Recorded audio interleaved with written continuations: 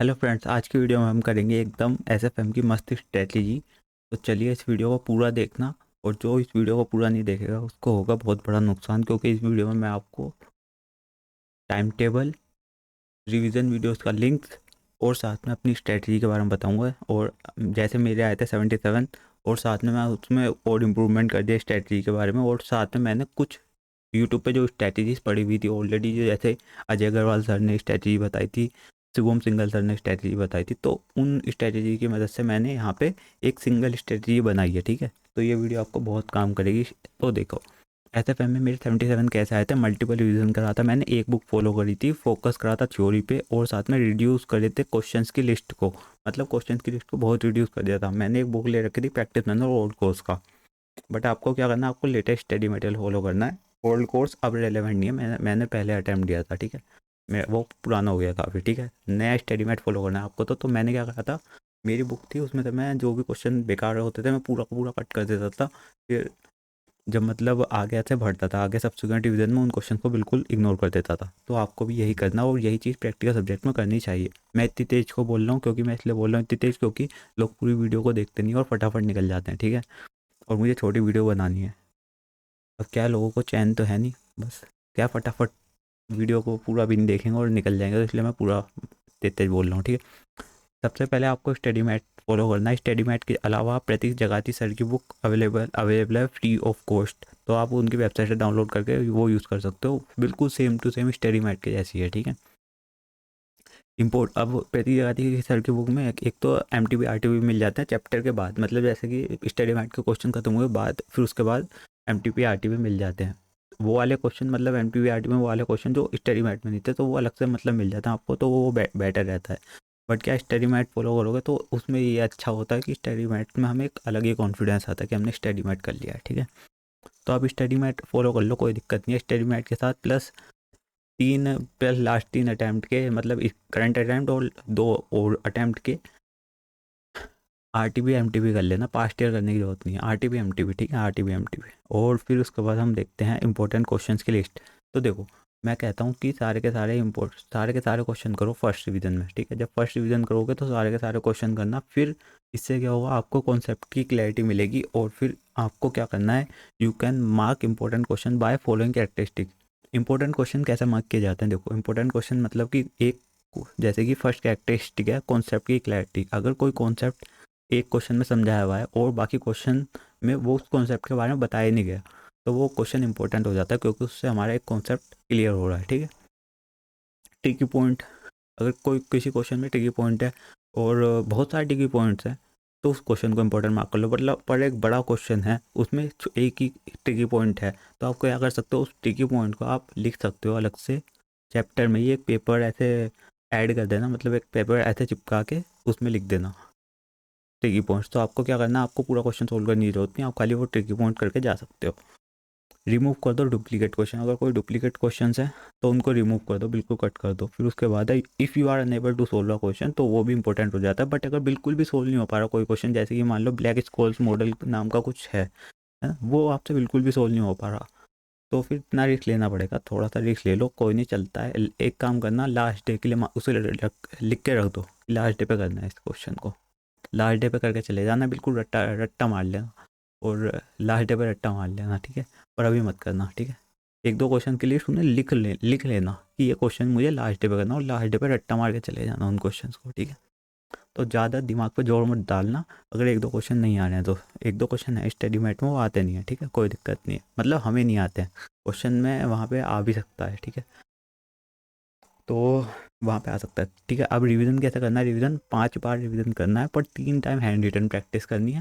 फिर उसके बाद ना 2 टाइम ओरली रिवीजन करा जा सकता है। मतलब क्या है कि पहले तो 3 बार हमने लिख लिया है ना, फिर क्या है, तो फिर इतना बार लिख लिया ना, तो वो हमारे दिमाग में बैठ चुका है। फिर आप हम 2 बार उसे ओरली रिवाइज करेंगे ना, तो इससे क्या है, हमारे दिमाग में ना उसका सोल्यूशन एकदम फिट प्रोसेस हो, जो उसकी जो प्रोसेस है क्वेश्चन को सोल्व करने की प्रोसेस है, वो हमारे दिमाग में एकदम बैठ जाती है। तो इसलिए हमें मल्टीपल रिवीजन करने होते हैं, क्योंकि क्या, जब हम एग्जाम में बैठते हैं ना, तो हमारे पास टाइम नहीं होता है, हमारे पास टाइम नहीं होता, हमारे पास क्वेश्चन हमने देखा, एकदम दिमाग में क्लिक होना चाहिए कि हाँ, इस क्वेश्चन को सोल्व करने का प्रोसेस ये था, और सीधा सोल्व करना है। ये बात मैंने अगर ठीक बोली है तो इस बात को आप कमेंट में लिखना कि मैंने ये बात सही बोली या गलत बोली। कि हमारे पास टाइम नहीं होता और हमें एकदम से सोल्व करना होता है, ठीक है। अब टिप, मैं एक आपको टिप बताता हूँ कि in each subsequent revision only आपको क्या करना है, जब भी आप सब्सिक्वेंट रिवीजन करोगे, जैसे कि 5 बार रिवीजन करना है, तो सब्सिक्वेंट रिवीजन में ना खाली इंपॉर्टेंट क्वेश्चन जो हमने मार्क करे हैं प्रीवियस रिवीजन से वो करने हैं आपको, है ना। ऐसे नहीं कि ये सारे के सारे क्वेश्चन हर रिवीजन में कर रहे हो, तो ऐसा तो बहुत टाइम लग जाएगा, फिर तो हो ही नहीं पाएगा, ऐसे क्या एक ही सब्जेक्ट हो ना, ठीक। तो ये बात याद रखनी है। और साथ में एक इम्पॉर्टेंट चीज़ है प्लस, एक इम्पॉर्टेंट और चीज़ है कि LDR, लास्ट डे रिवीजन, जो लास्ट डे पे आप रिवीजन करोगे ना, उसमें आपको सारे के सारे क्वेश्चंस आपको देख के जाने हैं। सारे के सारे क्वेश्चन मैं भी देख के गया था, मतलब, ठीक है, मैं भी देख के गया था, तो वही क्वेश्चन आ गया था। तो सारे के सारे, हाँ, और हम जब इतनी सी जल्दी प्रैक्टिस करते हैं ना, अगर हम 5 बार प्रैक्टिस कर लेंगे तो हमें ना रिवीजन करने में बहुत ही कम समय लगता है। तो मुझे याद है कि मैंने ज़्यादा, मतलब ऐसा में मैंने बहुत मेहनत नहीं करी थी, लेज़ी, मतलब डिसिप्लिन नहीं रहा था उसमें भी। फिर मैंने क्या करा, प्रैक्टिस मैनुअल को ऐसे थे खोल के देखता हुआ पढ़ता चला गया, पर मुझे मेरी प्रैक्टिस मैनुअल कई बार हो चुकी थी, तो इसलिए वो लास्ट डे पे मैं सुबह के सुबह ही, मतलब जिस दिन एग्ज़ाम था उस दिन के सुबह ही मैंने खोला, और फिर वो मतलब मेरा बहुत अच्छा हो गया। तो आपको भी यही करना है। तो और लास्ट डे पे आप हैंड रिटन प्रैक्टिस तो कर नहीं सकते, तो लास्ट डे पे ओरली ही करना है, ओरली रिवीजन होगा लास्ट डे पे आपका। तो दैट्स वाई आपको 3 टाइम प्रैक्टिस करनी है, हैंड रिटन प्रैक्टिस, और 2 टाइम ओरली कर लेना, फिर एक लास्ट डे रिवीजन कर लेना, पक्का आपके 80 से ऊपर जाएंगे नंबर। SFM बहुत ईजी सब्जेक्ट है, same to same questions copy paste हो जाते हैं, सेम टू सेम हो जाएंगे, और एक दो ट्रिक पॉइंट आ जाते हैं। मतलब मान लो 40 नंबर का, मान लो 40 नंबर के क्वेश्चन में ICI अपना कुछ ऐड ऑन कर देगा, मतलब एक दो एडजस्टमेंट डाल देगा, पर आपके कॉन्सेप्ट क्लियर हो जाएंगे, कोई दिक्कत की नहीं आएगी। एक दो छोटी मोटी एडजस्टमेंट डालेगा, है ना। तो 60 नंबर तक का मैं ये मान के चलता हूँ कि पूरा कॉपी पेस्ट आएगा, मतलब जो क्वेश्चन आपको स्टडी इवेंट में दिखे होंगे, ठीक है। तो बहुत आसान है, ऐसे टेंशन नहीं लेनी है, आराम से हो जाएगा। स्कोरिंग सब्जेक्ट है बहुत ज़्यादा।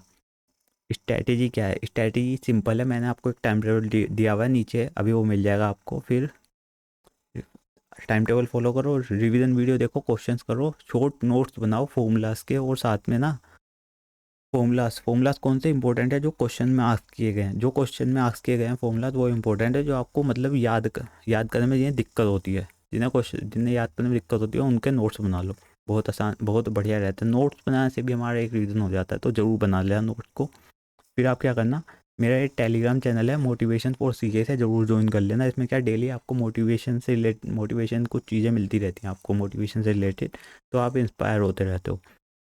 फिर आपको क्या करना है, time table for revision, time table मैंने दे दिया है, चलो इसे एक बार टाइम टेबल देख लेते हैं, और A कैटेगरी और B कैटेगरी और सी कैटेगरी टॉपिक भी देख लेते हैं। देखो अजय अग्रवाल सर की मैंने वीडियो देखी, उनके हिसाब से जो इंपॉर्टेंट टॉपिक थे यही है, मेरे हिसाब से भी पूरे की फुल कवरेज है, मतलब उन्होंने भी फुल कवरेज बताई है। A और B सेक्शन, मैं तो ये कहता हूँ A और B सेक्शन इस बहुत ज़्यादा इंपॉर्टेंट होता है, और थ्योरी में हमेशा 4 चैप्टर इंपॉर्टेंट होते हैं, 1 to 6 14, ठीक है, 1 to 6 और 14, ठीक है। तो चलो सबसे पहले हम थ्योरी की बात करते हैं। थ्योरी में चैप्टर 1 to 6 और 14 इंपॉर्टेंट है।